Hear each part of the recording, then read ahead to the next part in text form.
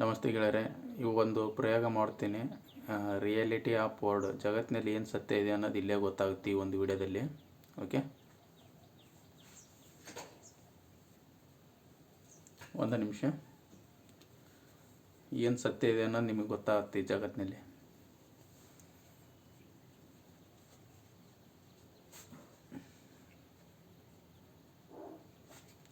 ನೋಡಿ ಗೆಳೆಯರೆ, ಈಗ ನಾನೇನು ಮಾಡಿದ್ದೀನಿ, ಕಣ್ಣು ಮುಚ್ಚಿದ್ದೀನಿ, ಮತ್ತು ಇದಕ್ಕೊಂದು ಲೇಯರ್ ಹಾಕಿದ್ದೀನಿ ದೋಸ್ತಿ, ಏನು ಕಾಣಬಾರ್ದು ಅಂತೇಳಿ.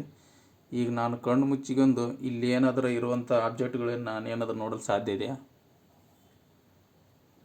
ಅಂದರೆ ಈಗ ಇಲ್ಲಿ ಒಂದು ದೇವ್ರ ಮೂರ್ತಿ ಇರುತ್ತೆ, ಅದು ನನಗೇನಾದ್ರು ಕಾಣುತ್ತಾ?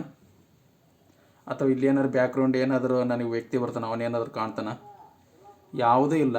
ಆದರೂ ನಾವು ಯಾಕೆ ಬಿಲೀವ್ ಮಾಡ್ತೀವಿ ಅದರಲ್ಲಿ ಶಕ್ತಿ ಇದೆ ಅಂತ ಅಂದೇಳಿ? ಏನಿಲ್ಲ ರೀ, ಈ ದೇವ್ರು ಅಂತಕ್ಕಂಥದ್ದು ಎಲ್ಲಿ ಇಲ್ಲ, ನಮ್ಮ ಮನಸ್ಸಿನಲ್ಲೇ ಇರುತ್ತೆ. ನಾವಾಗೆ ಏನು ವಿಜುವಲೇಷನ್ ಮಾಡ್ತೀವೋ ಅದೇ ಸತ್ಯ. ಓಕೆ, ಮೂರ್ತಿ ಅಂತಕ್ಕಂಥದ್ದು ಒಂದು ಭಾವಶಕ್ತಿಗೋಸ್ಕರ ನಾವು ಮಾಡ್ತಾ ಇರೋದು, ಅದು ಬಿಟ್ಟರೆ ಬೇರೆ ಇಲ್ಲ. ಪ್ರಪಂಚದಲ್ಲಿ ಭಾವಶಕ್ತಿಯಿಂದನೇ ತುಂಬ ರೆವಲ್ಯೂಷನ್ ಕ್ರಿಯೇಟ್ ಮಾಡ್ತಾ ಇದ್ದಾರೆ. ಅದು ನಮಗೆ ಅರ್ಥ ಮಾಡ್ಕೊಳಾಗ ಏನಪ್ಪ, ಆ ಥರ ಒಂದು ಮೈಂಡ್ಸೆಟ್ ಇಲ್ಲ ಅಂದ್ಕೊತೀನಿ. ಇದ್ದವ್ರ ಸಮ್ಮತಿಗೆ ಅವರೇ ಗೇಮಿಂಗ್ ಆಡ್ತಾ ಇದ್ದಾರೆ. ಇಷ್ಟೇ ನೋಡಿ, ರಿಯಾಲಿಟಿ ಆಫ್ ದಿ ವರ್ಲ್ಡ್. ಜಗತ್ತಿನಲ್ಲಿ ಏಕಮಾತ್ರ ದೇವ ನಾನು ಇವತ್ತಿಗಾದ್ರೂ ಅದನ್ನೇ ಪೂಜಿಸೋದು.